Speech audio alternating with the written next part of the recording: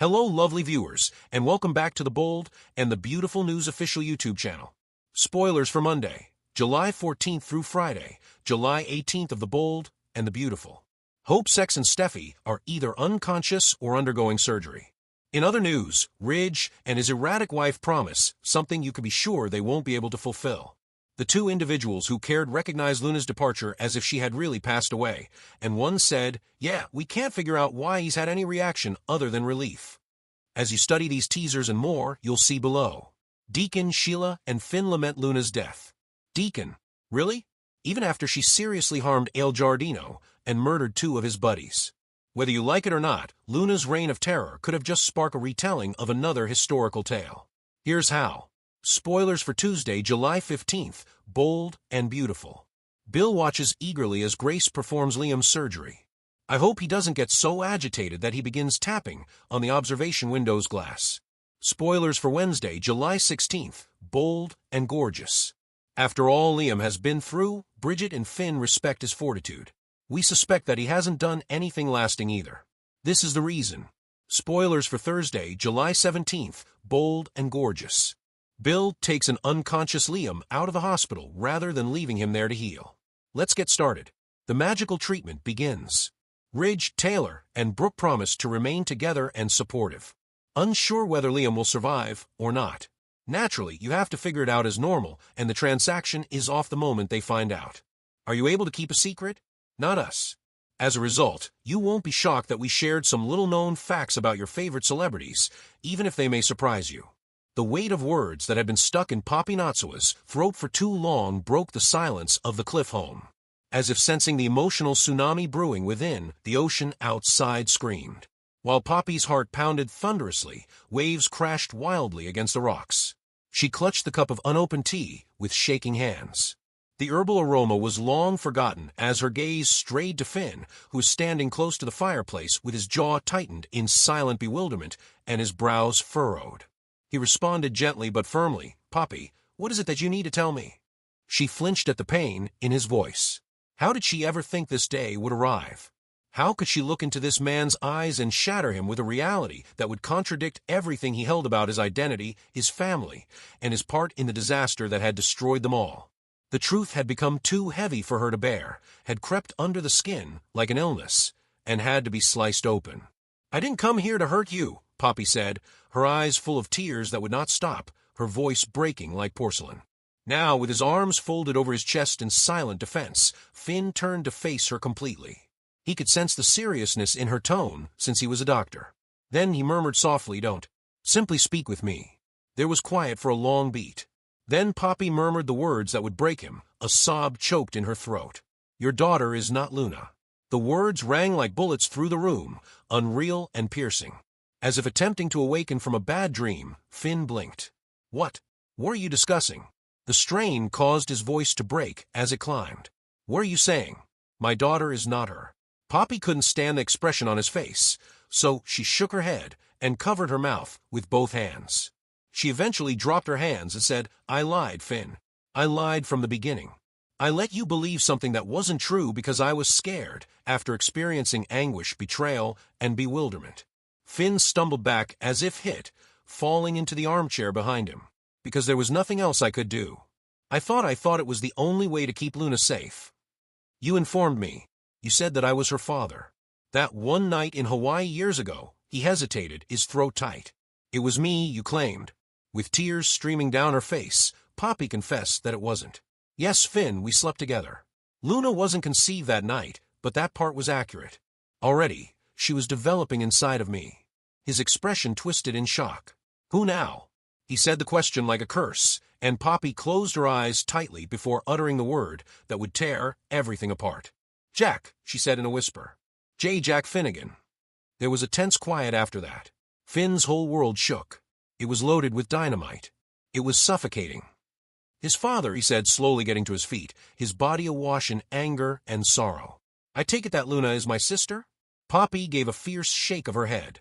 "Half-sister. When I returned to town, I had no idea. I promise I had no idea. Jack and I were together for a while before you and I even met. It was a mistake, short-lived. We didn't speak again. Additionally, I had no idea who to turn to when I discovered I was pregnant. Then I ran into you again, and you were so kind and optimistic. And I protected myself from my embarrassment by using your optimism. Finn moved away from her, his hands clutching the back of the sofa for balance, his breath coming in short gasps. For years, you gave me the impression that Luna was mine. Like a parent, you allowed me to adore her. You allowed me to jeopardize everything for her safety. And you knew all along. Poppy hurried forward and urged, not at first. Though I wasn't certain, I had a suspicion. Jack was unaware. Nor did I tell him. I made an effort to hide it all. However, why now? Hollow asked Finn. Why now? After all? Following the mishap? After Luna almost died in the operating room? Following me? His voice broke. When I believed my own kid was going to die. Poppy's expression fell flat. Because seeing you suffer made it impossible for me to continue lying to you. It was too much to see you blame yourself for everything. And I became aware of how far this falsehood had spread when you gave Luna your kidney when she was in that hospital bed. For a kid that isn't even yours, I was prepared to allow you to sacrifice a piece of yourself. Her voice fell completely apart. It's unfair. The truth is something you deserve. Finn gave a frigid, hollow chuckle bitter. With betraying fire in his eyes, he answered, You're right. Years ago I did. Memories raced across his thoughts. When Luna was a little child, she went to LA and learned how to ride a bike. Watching her fall in love, have her heart shattered, and then bounce back stronger made her cry when she graduated from high school. Like her father, he recalled feeling like a parent. All of those times now seemed like falsehoods, like dreams that had been robbed of their truth. He whispered, but not to anybody. I still adore her. Everything else changes, but that stays the same. His eyes narrowed as he looked to Poppy. Is Lee aware? Poppy paused, and it was sufficient. Finn mumbled, She does, of course. She has thus always hated you. She wanted Luna out of our life, because of this. Poppy acknowledged that she had a guess. However, I never verified it. She was suspicious all the time. Jack's actions with Sheila caused her to never forgive him. And she would blow up if she found out the whole truth about Luna. Finn came to a close. It would seem to her like yet another betrayal. Jack hurt her once again. He swallowed me hard. Now the room was cooler. The hearth's fire had gone out. Finn walked up to the window and gazed out at the water as the sun began to set. Is Luna aware? Quietly, he asked. Poppy gave a headshake. No, she still believes that you are her dad. I never said it to her. This time, Finn's laughter was gentler and more melancholy. She just lost everything. Her sense of purpose, her relationship with our Jay, and her work. And now this. His expression stiffened as he looked back to Poppy. Tonight, you will tell her. Poppy seemed to be afraid. Kindly, Finn. Not right now. Emotionally, she is still getting better. She recently left the hospital. She deserves the truth if we tell her this right now. He lost his temper. The same as I did. No more falsehoods. No more concealing the truth to save others from pain. It never works. It just exacerbates the consequences. However, what if it hurts her? Poppy muttered. What if she goes into another spiral? Finn answered. We then assist her in overcoming it. We don't use falsehoods, however. The emotional weariness was starting to show as he combed through his hair. How am I expected to look at him now, Jack? Poppy moved ahead. He was unaware. He is unaware that Luna is his daughter, I promise you. Finn remarked icily. Then maybe it's time he did. Poppy, you've been carrying this secret like a plague. You've handed it to me now. However, I will not bear it alone. The door slowly creaked open, and both turned to find Luna standing in the hallway, wide-eyed and pale. Everyone needs to know the truth. What truth? Poppy's eyes widened in horror. Luna, how long have you been standing there? Luna's voice trembled. Enough time to learn something about Jack. Finn froze. Poppy looked like she might pass out. Baby, let's sit down. Don't call me baby. A trembling hand on the wall. Her voice was hardly above a whisper. But Luna shook her head, her face already crumpling, and said, No, please don't say it. Please don't tell me the man I've always loved is my father isn't. Luna's voice rose as she snapped, Tell me what's going on. Tell me what I just heard isn't true. Finn stepped forward, his face tender and heartbroken. When? Luna sobbed. When I was 30, 40. After you took another secret to your grave. How could you do this to me, Mom? Poppy stepped towards her daughter, desperate. I didn't want you to find out this way. I was going to tell you, I swear. When? She turned to Finn. Outside, Luna's world was falling apart. Her heart thumped, Her breath was shallow. She didn't even know where she was running to, just that she had to get away. And she kept seeing the image like a cruel joke of Finn, her loving father, telling her he wasn't her father. Her footsteps pounded against the gravel path leading from the cliff house, wild and uneven like her thoughts. The cold wind whipped at her hair, but she hardly noticed. She reached the overlook before her knees buckled, and she fell to the ground, crying into her hands, asking herself, "Why? Why did they lie to me?" She cried out to no one, the sky above growing darker by the minute, reflecting the despair that was descending on her like a storm cloud. And Jack, was Jack her father, the man whose scandals had rocked the Finnegan family years ago, and whom she hardly tolerated? This final blow felt like the most devastating of all because her health, her fashion career, and her relationship with RJ had already started to fall apart. She had based her entire emotional foundation on Finn, who was her comfort, her rock, and her true north. Now he was gone, not physically, but biologically in the most cruel and unexpected way. Poppy remained still in the center of the room, appearing like a ghost. "Give her time," she whispered shakily. "She needs to process." Finn stood at the window of the cliff house, watching the path where Luna had vanished. "I should go after her," he muttered, his voice hoarse and almost audible. He grabbed his jacket and hurried to the door, saying, "I'm not letting her face this alone.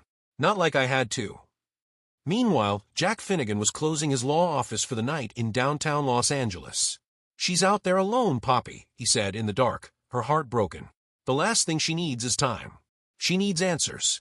He poured himself a small glass of scotch and thought he might catch up with Finn the following day to see how Luna was recovering from her surgery, but the day had been uneventful, involving mediating a small divorce case, answering some voicemails, and ignoring the quiet, persistent ache that had never quite gone away since his marriage with Lee fell apart. He had just taken glass when a tap on his door caused him to turn frowningly, and he actually liked the girl. There was something naive about her warmth, maybe reminding him of the positive aspects of his own childhood before regret and deceit had tinted everything gray. This late, he opened it to see Luna's face saturated in perspiration and mist, smeared with tears and anger. "What's wrong?" he murmured, horrified. "Tell me it's not true," she said, pushing past him and into the office.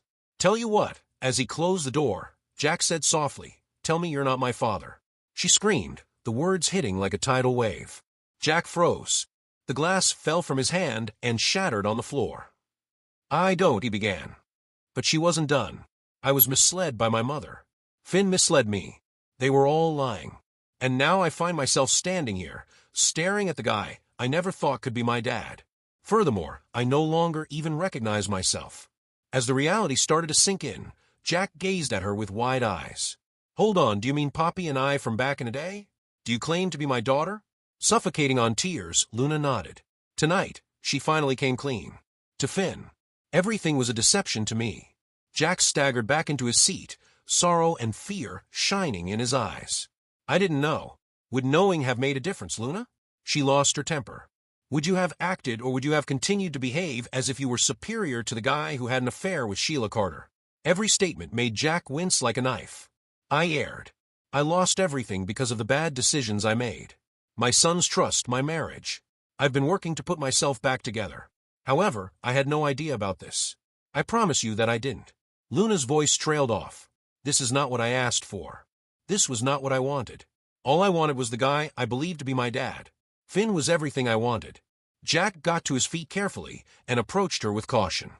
"I'm not sure what kind of father I would be to you, Luna, but if this is the case and you are really my daughter, I would want to be involved in your life if you allow me to." "Stormy," she shook her head and eyes. "It's 30 years too late." Jack was left with a broken glass, a destroyed history, and the terrifying realization that he could have lost a daughter before ever knowing her as she turned on her heel and ran away. Whispers filled the Forrester house the next morning. Steffi was already aware of the commotion. Finn was not home yet. Luna's phone was unanswered. When she saw RJ, she said, and Poppy missing in action. Something wasn't right. She went to him while drinking coffee in the kitchen. "RJ," she said slowly. He shook his head and said, "Have you heard from Luna? I tried contacting her last night but got no answer. I have a feeling there's more going on. Something significant," Steffi said. "No, not since everything went down. She's been aloof ever since the drug affair. And it's tearing them apart whatever it is." The front door opened at that moment, and Finn entered with bloodshot eyes and a gaunt face. Steffi hurried to Finn and asked, "Where have you been?" He didn't respond, just looked at RJ and then Steffi before saying, "We need to talk." Steffi recognized the tone, having heard it before. Later, in the Forrester living room, Finn revealed everything. The truth about Poppy's decades-long affair with Jack, the secret she kept, the paternity lie, Luna's collapse, and her confrontation with Jack. Sheila braced herself for another earthquake when she returned from the dead, when Hayes was abducted, and when Eric almost died. Steffi covered her mouth in shock, saying, "This explains so much," along with Lee's anger towards Poppy, the stress, her obsession with keeping Luna away, and every word hit like a landslide. RJ sat in stunned silence, processing the revelation that his former girlfriend was not only not Finn's daughter, but Jack Finnegan's. RJ looked up broken. "Does Luna know I know?" Finn shook his head. "I haven't told her. Who else I told? She's avoiding everyone. I think she visited Jack. She might be hiding out. She's hurt, confused, ashamed. She has no reason to be RJ. It was never about the drugs. That was just the excuse." Lee suspected the truth. Probably for years. Luna, in a hotel on the outskirts of the city, stared at her reflection in the mirror, looking older somehow, worn, fractured. She's not the liar. She's the victim. "And so am I," Finn said quietly. "I thought I was a father. I thought I had a daughter. And now I don't know who I am anymore." A knock at her door made her freeze. "Who is it?" "It's me," said a voice. Familiar, soft. Finn just opened the door. She had spent the night sobbing, reliving every moment of her life, doubting every relationship, every word, every consoling embrace from Finn. All of this was fake, she told herself. After a moment of hesitation, she twisted the knob cautiously and opened the door, and Finn stood there with calm, crimson eyes. "Hi," he began, and she whispered, "Can I enter?" She nodded, and he entered. They were silent for a while until Luna finally said, "I apologize for shouting at you. I didn't intend to. I should have informed you sooner, but I was in shock. You had every right." Finn interjected softly. He blinked. "What?" "No. Never. Luna, I love you. That hasn't changed. Not for a second. But I'm not your daughter," she muttered. "I'm still in shock." She glanced down. "Do you hate me?" she said. He firmly said, "That doesn't change how I feel. It changes the biology, not the love." She looked into his sorrowful eyes and whispered, "I'm afraid." Finn replied, "But you're not alone. I'm here. I'll always be here. Perhaps not as your dad anymore, but as someone who will always care for you." Across town, Jack sat at his computer, gazing at a picture of Finn as a toddler. He had lost one son to Lee's covert treachery, but now destiny had given him a second opportunity, a daughter. Luna broke down in sobs once again, falling into his arms, and for the first time in days, she didn't feel totally lost. At the Cliff House, Poppy sat alone on the sofa, her hands shaking as she stared at a framed photo of Luna as a little girl. The lie she told to protect her child had turned into a hurricane. He knew it would take time, patience, and redemption, but he had to try. Would she ever let him in? Would she ever see him as more than a stranger? Maybe, just maybe, the truth, no matter how painful, was the one thing that might eventually release them all. She had shattered hearts, damaged trust, and split two families. She didn't know whether she would ever be forgiven by Luna, Finn, or anyone else.